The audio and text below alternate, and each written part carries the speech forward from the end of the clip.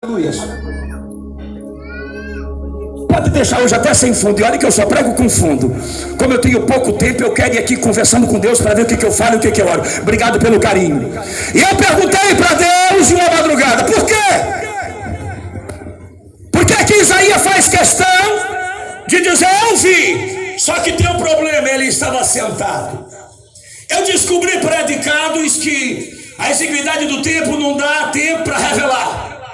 Mas primeiro, no Antigo Testamento, a exigência de Deus para falar com um profeta. Tem profeta aqui nessa noite? Eu quero ver. Tem profeta? No Antigo Testamento, para Deus falar com alguém, a exigência não era jejum, a exigência não era oração, e Deus não queria saber o naipe da credencial que alguém tinha na carteira. Deus queria saber se o cara estava de pé. Para Deus falar com alguém, a exigência era única: fica de pé e eu falarei contigo. Isaías continua dizendo: eu vi. Diga comigo: eu vi. Deus me levou lá em Gênesis, quando a Bíblia diz categoricamente que naqueles dias remotos não era necessário. Irmãos, eu posso pregar como se eu estivesse na minha cidade, eu posso botar fubá e pimenta, eu posso pregar, diga aleluia. Vocês vão deixar convidar eu de novo? Diga glória a Deus. E eu comecei a analisar o que Deus me orientou a ler, e eu descobri, eu percebi o carinho de Deus, o carinho peculiar de Deus nessa questão de se manifestar a alguém, de confiar a sua presença e a sua glória. Senhoras e senhores, a realidade é irrevogável, a coisa mudou demais.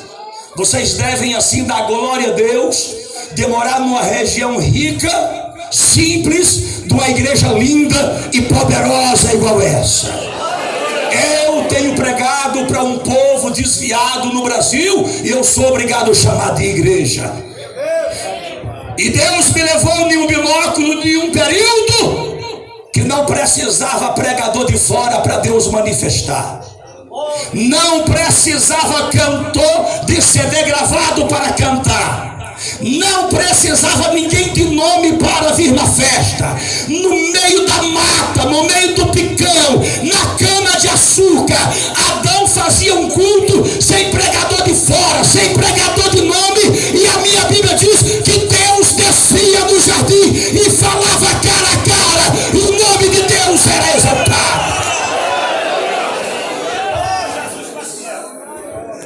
Tem que pular, não dá para pregar, é apenas um conselho. O homem sai do estado inocente e entra na consciência, e de repente Deus perde o capricho, o desejo de falar com o homem. É por isso que lá no livro de Êxodo, capítulo 3, Moisés perde a vida palaciana, Deus enfia ele no deserto. Ele está lá no deserto de Midian, cuidando das ovelhas de Jetro, seu sogro, ali na região do Monte Horebe. E de repente, quando ele viu a sarça fumegando, não dá para pregar, ele sobe para lá, e Deus fala com Moisés, dizendo assim: Moisés, o meu povo ora, só que eu não gosto de ver crente oprimido. Não adianta dizer que é crente, ora, canta, mas tem opressão. Depressão e opressão não é para crente. Quem pode dar glória a Deus? O meu povo ora, mas o meu povo é opresso. Desce lá! Diga que eu mandei falar assim, assim e assim.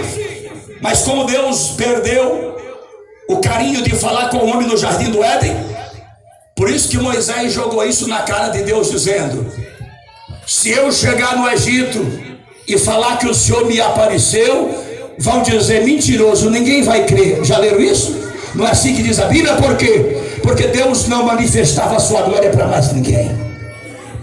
E Moisés foi categórico, sem fazer curva, e disse para Deus: pode dizer, igreja? Pode falar, servo de Deus? Moisés falou Para Deus, o que Deus está falando para só uns dois aqui, não é para a igreja, é para uns dois crentes. Senhor, tem crente que não crê mais em revelação. Se eu for lá e falar que o Senhor apareceu para mim, além de não crer em revelação, não crê na dos outros, vão dizer é mentira, não creio nisso. Belisca quem está do teu lado e pergunta com quem será que Deus está falando. Mas Deus querendo, eu estou correndo, manifestar a sua glória novamente. De repente, gente do céu, Deus é terrível. Olha só o capricho de Deus. A Bíblia diz que Deus, através do cafaro, não vou pregar sobre o sangue do animal inocente derramado para cobrir o pecado de um homem culpado e consciente, é o que nós aprendemos em teologia. Por isso que Jesus, João pregou, eis o Cordeiro de Deus, ele não cobre, mas ele tira, porque o sangue do animal cobria e o sangue de Jesus tira.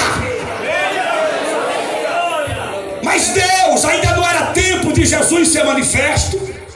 A Bíblia diz que, olha o carinho de Deus, através do cafaro, Deus disse, eu vou por enquanto pelo menos cobrir o homem pecador, mas pelo menos cobrir, vou fingir que não estou vendo isso aí, vou cobrir o pecado do homem. Gente, o que aconteceu? Olha só o capricho de Deus.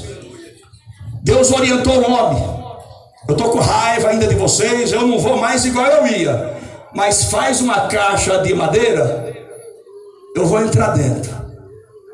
Aonde vocês levar essa caixa, não tem inferno que encosta um dedo na minha igreja. Perdeu o dedo da glória de Deus, hein? Abraça quem está do teu lado e pergunta, trouxe a caixa, irmão? Trouxe a caixa? Quem está entendendo aí? Quem está sentindo a presença de Deus aí?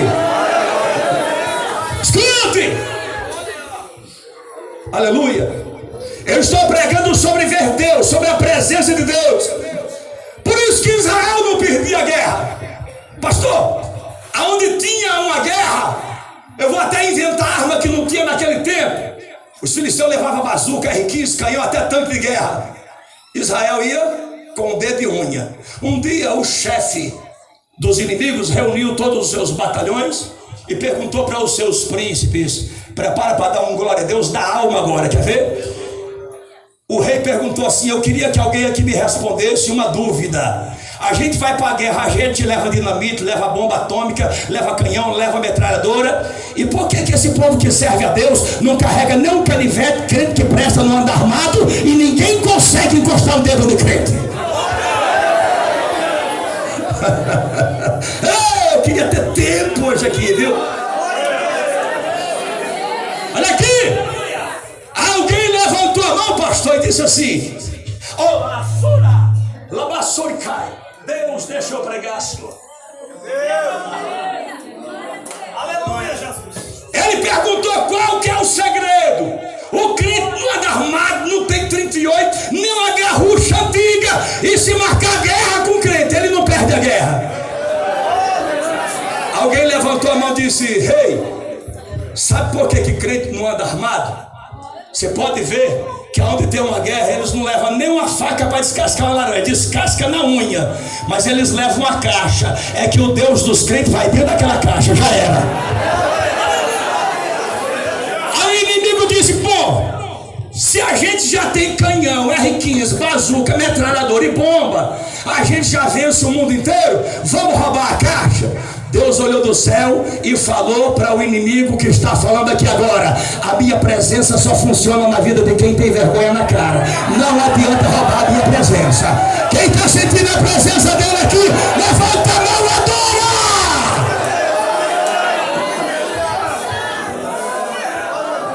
Roubaram a presença de Deus. Eu vou pular, não dá para pregar. Aconteceu tudo aquilo que vocês sabem. De repente, num salto histórico, Davi assume o reino. Hebrom ainda, Jerusalém ainda não era tempo de ser cognominada como capital mundial do Pentecostes. Davi inicia em Hebrom. De repente chega o tempo de Davi ir para Jerusalém. Jesus, ô pastor, a Bíblia diz que quando Davi chega em Jerusalém, traz as moças virgens, traz manjar, troca a cortina real, troca o trono, mandou fazer uma coroa de ouro maciço. E quando entrou, Davi está com a cara dentro de um saco de cinza. Alguém disse: rei, tem 1 ano e meio que as moças estão no banho de perfume te esperando, trocamos tudo, e o senhor está sujo, vem com a cara dentro de um saco de cinza. Davi olhou e disse: eu não assumo igreja que Deus não opera nela. Nós vamos primeiro buscar a presença de Deus que foi roubada.